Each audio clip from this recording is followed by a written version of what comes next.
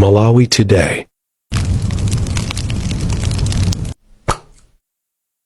Kukulandirani kwina kulikonse kumene muli pa Malawi lero mchaka chatsopano ndi nthawi ya nkhani mchichewa. Ndi nkhani yokuti mtsogoleri wa dziko lino Profesa Arthur Peter Mutharika wati Amalawi ali ndi kuthekera kuti chaka chatsopano cha 2026 chikhale chaka chokonzanso zinthu kuti zikhale zopambana. Iwo wayankhula izi ku nyumba ya chifumu ya Kamuzu mu mzinda wa Lilongwe, pomwe amapereka uthenga wawo wa mafuno abwino a chaka chatsopano kwa nzika za dziko lino. President Mutharika wati iye achita chotheka kuti munthu aliyense achite bwino kuti anthu adzithana ndi mavuto azachuma omwe akukumana nawo. Mwayintu umodzi wadza ndi ripotiri. Mtsogoleri wa dziko lino Profesa Arthur Peter Mutharika anayamba uthenga kwa mafuno abwino a chaka chatsopano ndi kuwunika chaka cha 2025 chomwe anali chinali chowawa komanso chokoma. Iwo ati mavuto azachuma omwe nzika za dziko lino zakhala zikumana nawo mzaka zisanu zapitazi anafika pachimake ponena kuti kwa nthawi yoyamba mu mbiri ya dziko lino mtengo wa zinthu zosiyanasiyana umakwera tsiku ndi tsiku. Mtsogoleri wati chuma cha dziko lino chomwe chinayamba kupereka chikoka zaka za m'mbuyomu chinayamba kunyazitsa dziko lino mpaka kufika pomaso zinthu zofunikira monga mafuta a galimoto, ndalama za kumayiko ena, fetereza komanso chakudya. Koma Profesa Mutharika wati anthu asatayire chiyembekezo kamba kuti kudzera ku chisankho chomwe Amalawi anapanga pa 16 September 2025 vuto la zachumali layamba kuchepa mphamvu. In just 3 months since I assumed office, signs of recovery are already visible. Inflation is declining, meaning your savings are safer and secure today than they were a few months ago. Fuel shortages are easing, power outages are shortening, and we're moving closer to eliminating blackouts. We are actively laying the groundwork in other sectors as well. In essence, we are firmly on track with our economic recovery plan. These critical indicators are inspiring confidence among potential investors. Pa nkhani ya njala tate wa dziko linoyi wati akuzindikira kufunika kwa nkhaniyi ndipo boma laonjezera mangolomera pa ntchito yogawa chakudya kwa anthu omwe akhudzidwa komanso kuonetsa kuti misika yonse ya ADMAC ikhale ndi chimanga. Pa ichi iwo alimbikitsa onse omwe agwira ntchitoyi kuti ayigwire modzipereka njolinga choti onse okhudzidwa ndi njala alandire thandizo. My policy remains unchanged. No Malawian should die of hunger. Looking ahead, we intensify agricultural production to exceed domestic demand so that we can export the surplus. We uphold fiscal discipline and prioritize investments in key productive sectors, including mining, energy, roads, and rail infrastructure, to lower the cost of doing business, drive industrialization, and generate employment. Ultimately, our economy must uplift the living standards of all Malawians. Pazamchidwi wakatangale ndi ziphuphu, Profesa Mutharika wanenetsa kuti akulimbana ndi mchitidwewu pofuna kuonetsa kuti ntchito zobwezeretsa chuma mchimake zomwe boma lake lakhazikitsa ikubala zipatso. Pakadali pano mtsogoleri wamema anthu mdziko muno kuti agwirizane naye kusintha chuma cha dziko lino kuti chikwere. I call upon each one of you to play your part. If you are a farmer, strive to produce more. If you used to plant once a year, aim to plant twice. If you are a business person, expand the goods and services you provide and employ more people. Profesa Mutharika ati wayesetsa kuchita chotheka kuti nzika yonse ya dziko lino ikhale ndi moyo wochita bwino kuti chaka cha 2026 chikhale chokonzanso zinthu komanso chochita bwino. Mwayi Mtumodzi, MBC Lilongwe. Pakadali pano President Mutharika wasayinira mabiro asanu aku nyumba ya malamulo kukhala malamulo. Mneneri wa mtsogoleriyu Kathe Maulidi watsimikiza nkhaniyi. Mabirowa ndi kuphatikizapo yokonzera nsewu wa M1 yomwe ikulola boma kubwereka ndalama ku European Investment Bank, komanso lamulo lolola boma kubwereka ndalama kuchokera ku OPEC Fund zogwirira ntchito ya chitukuko cha madzi kwa ajenda m'boma la Mzimba mwa zina. Episkopi wa Diocese ya Mangochi Ambuye Montfort Sitima wapempha anthu mdziko muno kuti agwirane manja pofuna kuti dziko lino litukuke. Bishop Sitima wapereka pempholi mu uthenga wake wa chaka chatsopano, pomwenso amaunika momwe chaka cha 2025 chinaliri, komanso zomwe akuyembekezeka kuti zichitike mchaka chatsopano cha 2026. Pamenepa Bishop Sitima wapempha anthu kuti ayike padera kusiyana kwawo pandale, chikhalidwe, zipembedzo ndi mipingo kuti agwire ntchito limodzi pa chitukuko cha dziko lino. Francis Banda analankhula ndi Bishop Sitima. Tukulowa mchaka chatsopano, tukuchoka mchaka cha 2025.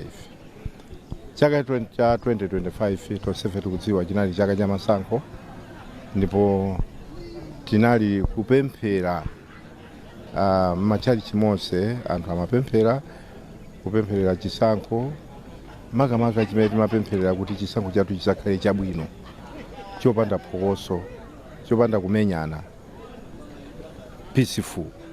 Ndipo aliyense waona kuti Malawi ndi dziko limodzi limene lapereka chitsanzo chabwino kwambiri kuti kupanga chisankho chopanda phokoso. Nde akangulengeza kuti awina ndi awa, ngati wina anali ndi maganizo ena anayenera tsono kusiya maganizo ake ndikunena kuti tsopano ndiyende limodzi ndi aliyense. Yakwana nthawi yoti pamene tikulowa chaka chatsopano ikhale nthawi yomanga makomuniti athu, yomanga mpingo. Mwinanso simukudziwa ngakhale mpingo mmene anthu amakhala azipani zosiyana-siyana. Choncho pamene pachitika chisankho, tamaliza kusankha chija ngati mpingo muyenera nthawi zonse kuyendera limodzi ndi boma, nkhani ya chitukuko. Phungu wa ku nyumba ya malamulo wa dera la Nkhatabe Mpamba a Jacob Ntambalika wati ali ndi chiyembekezo choti boma motsogozedwa ndi chipani cha Democratic Progressive DPP limalizitsa kumanga chiliza cha malemu Otton Chirwa. Ntchito yomanga chilizachi chomwe chili kumanolo mboma la Nkhatabe inayamba yayima zaka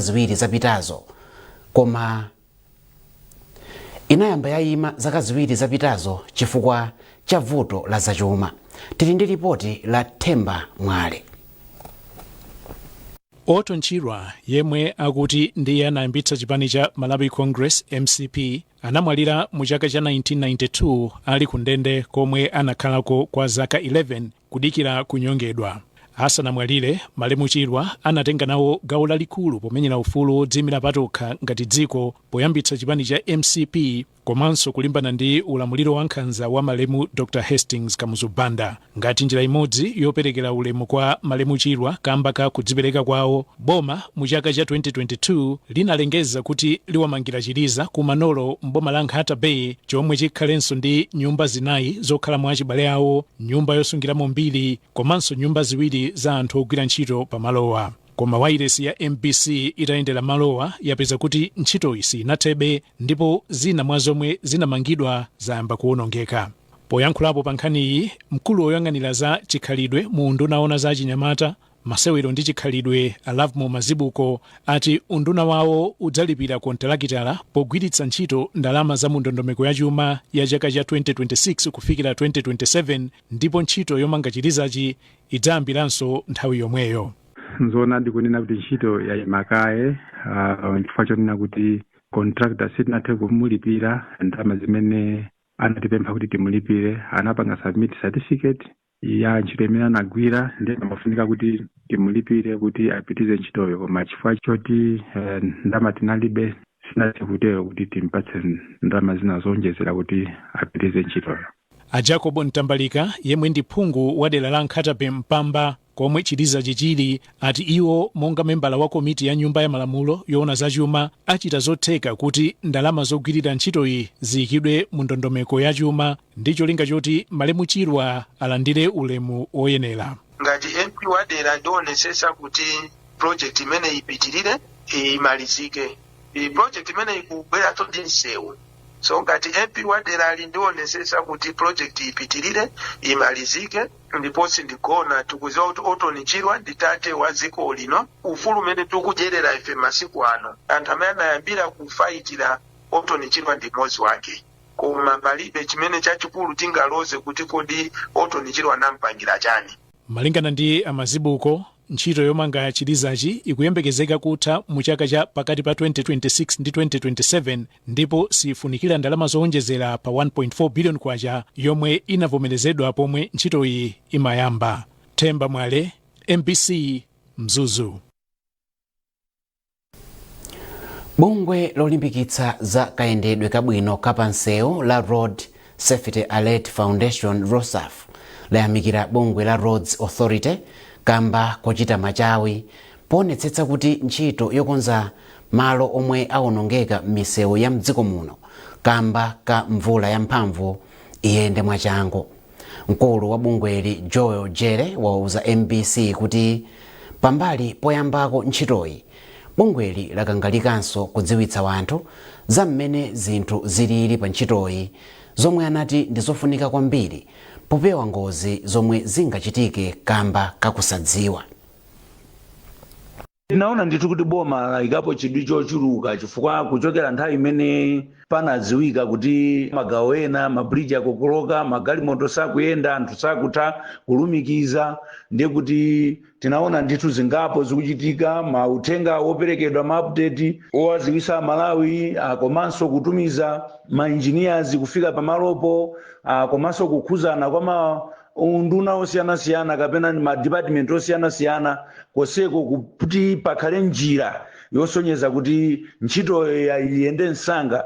Ndiye tinaona kuti pamenepo boma layikapo mtima mwachangu, ndipo madzulo usiku tinaonanso update imene inatumizidwa kuti ngakhala president nawonso maso awo ali pomwepo kuti ntchitoyo iyende msanga, imalizike msanga, chifukwa chakuti mabizinesi ambiri mmene msewu waduka ndiye kuti ayima, komanso zimapereka chiopsezo kuchitetezo cha anthu oyenda. Taonanso kuti atuma nduna transport ndi akuluakulu a Road Authority kuti ayendere mabridge ena amenenso angakhale kuti angapangidwa affected ndi mvula ingati ingathe kupitirira. So tikangana zonsezi tikuona kuti ndi boma layikabobe chidwi chochuluka. Tinaonanso asilikali a MDF amene anabwera pamalopo pa Risasazi bridge nawonso amayesayesa pamene paja. So tikuona kuti boma likuyesesa. Mukuonera nkhani kuchokera kuno ku MBC ndipo masanano muli ndine Mike Mlongoti. Tiyeni tikumbutsane mitu yake. President Mutharika wati chaka cha 2026 chikhale chaka chokonzanso zinthu kuti zikhale zopambana. Bungwe la Road Safety Alert Foundation layamikira bungwe la Roads Authority kamba kochita machawi poonetsetsa kuti ntchito yokonza malo omwe awonongeka misewu ya mdziko muno ndi mvula yamphamvu iyende mwachangu. Ndipo bungwe la Eskom lati mvula yamphamvu ndi mphepo yamkuntho yachititsa kuthimathima kwa magetsi m'madera osiyanasiyana mdziko muno.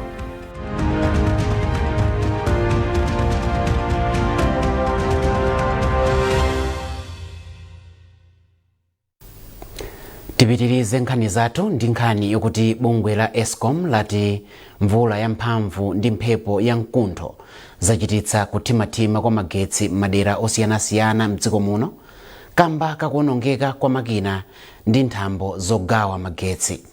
Malingana ndi mkulu wofalitsa nkhani ku bungwe la Eskom Apirirani Phiri, chigawo chakumwera ndi chomwe chakhudzidwa kwambiri kuphatikizapo maboma a Blantyre, Zomba, Machinga, Palombe, Mulanje, Thyolo, Nsanje ndi Chikwawa, komanso alandira malipoti oti madera ena a mzigawo zapakati ndi kumpoto kulinso mavuto akuthimathima kwa magetsi. Pachifukwachi Apitirani Phiri akutsimikizira Malawi kuti bungwe lawo likuchita zotheka kukonza vutoli ndi kubwezeretsa mphamvu za magetsi mwansanga.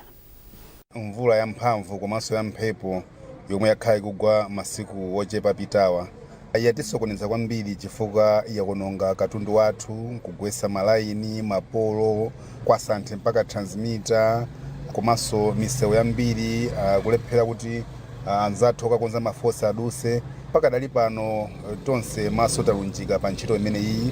Tunena pano ma-engineers athu ndi anthu ena onse alikalikiliki kuti azikonza mafota amene wawa. Tikuchita izi poonetsetsa kunena kuti kuzipatala komanso kumalo komwe kumathandiza kupopa madzi ngati ma water boards kumene kukhale pa Chingereza mati priority, kenako ndithu tizitha kuthandizanso makasitomala kutenga ndi momwe vuto lilili. Kwa mavuto omwe si akulu kwambiri, ntchito imene ikumagwirika maola ochepa yopanga kliye mafotsa amene wawa. Tinene ndithu kuti kukonzekera kunalipo, komano munthu sumakonzekera ngozi zachilengedwe ngati zimenezi zomwe zachitisa kuti madera ena magetsi avute. Tunena pano anthu a mumzinda wa Blantyre alowa chaka chatsopano cha 2026 ndi nsangala komanso chimwemwe atakhamukira ku phwando la mayimbidwe lomwe anakonza akuluakulu a khonsolo ya mumzindawo. Phwandoli linachitikira pafupi ndi maofesi a nthambi yoona zolowa ndi kutuluka mdziko muno. Zambiri mu lipoti la Alofisha Fisher lomwe akuwerenga ndi Robson Kondowe. Kuchikondwererochi kunafika anthu ochuluka omwe asangalala ndi mayimbidwe a bandi ya mibawa komanso mayimbidwe a Limbani Cement yemwe amayimba nyimbo za uzimu. Nthawi itakwana 12 koloko usiku kunali kukuwa ndi kuvina mwazina. Anthu ambiri akhutira ndi dongosolo la chaka chino ndipo ayamikira Blantyre City Council kamba ka chikonzerochi. Ndipo mmawu ake mfumu ya mzindawu Isaac Jomo Osman wati anthu a mzindawu ayembekeze kusintha muzambiri pamene akupitiriza kutumikira anthu a mzinda wa Blantyre. Pempho lapita ku kampani ndi anthu akufuna kwabwino kuti atengepo gawo pothandiza anthu omwe ali mndende za dziko lino. Mkulu wa amayi mchipani cha DPP mchigawo chakumwera, Mayi Maria Mayinja, ndiyemwe wanena izi pomwe amapereka thandizo la zinthu zosiyanasiyana kuphatikizapo chakudya ku ndende ya amayi a mboma la Thyolo. Ndi bwino nthawi ino imene tikukondwerera zinthu zambiri kuchaka chatsopano komanso mwina kubwera kwa president watsopano tichite ntchito zachifundo. Anthu ena ali nazo zinthu zochuluka koma mwina sitimatha kugawirana. I think chikhalidwe pano pachamba kumasintha anthu amagatiza mabanja awo akazawa amunawo osatha kupatulako kena kupereka kwa anthu ena. Nthawi zina tizitha kupereka kwa anthu ena amene sangatibwezere china chilichonse. Komanso tizitha kusiya ntchito zathu ndi kukumbukira kuti lero lokha tiphe tsiku la lero tikathe kukhanda azathu amene ali mzipatala, azathu amene ali mundende, azathu amene alibe chokudya. Ngati pano paso for example kuli ma disaster ambiri, mvula momwe yagwamu manyumba akugwa, anthu ambiri zambiri zikuchitikira za disaster. Anthuso ngati amene achafuna chithandizo. So si president yekha kapena boma lokha lingathe kudzuka ndi kupita apo malo kukathandiza ndisopo. Ifeyo amayi, ifeyo abambo, achinyamata, mipingo, makampani titha kubwera muno kutcholo mutati mwamva ma problems amene mayi anenawo si nkhani ya mapampo ndikhani zazing'ono kwambiri kwa makampani ena ake kuti makampani akuluakulu kumalawi kuno Airtel, TNM, mabanki oti ali ndi ndrama, ena ali ndi ndrama malawi muno zimangokhala. Anthu amasunga ndrama kumangokhala. Even individuals ali ndi ndrama. Tenti kumbuki mulandu uliwonse umene uli dziko lapansi lopeweka. Pamene munthu ukuti ukuchita china chake cholakwika pamabwera zinthu ziwiri zimene zimakhala mu mtima mwako. Kena amakuza kuti siya, kena amakuza kuti chita. Ndiyeno kuti tipezeke kuti azimayi tipezeke mu ndende muno. Nikhale kuti akakana ne kuti siyaka sitinakamvere. Tinamvera kuti chita. ndizoona ndi kuti mwina mauphungu ena amene timatenga kwa azimayi anzathu ndi amene amatipangitsa kuti mwina tipezeke kuti tili kundende, kusaugwira mtima, kusadekha ndiomwe kumatipangitsa kuti azimayi tizipezeka kundende, kumenyana ndi zathu ifota amuna athu achita china chake. Akanakhala azimayi anawasiya, abambo anawasiya unena kuti awa achita chibwezi asankha sakanapezeka kuti ali kundende. Ndeno malangizo anga ndonena kuti tipirire komanso tiyenda kupewa milandu uliwonse ndiopeweka. Ndi nkhani imeneyo tafika pamapeto pa nkhani zathu masana ano, koma tisanasiyane nayinso mitu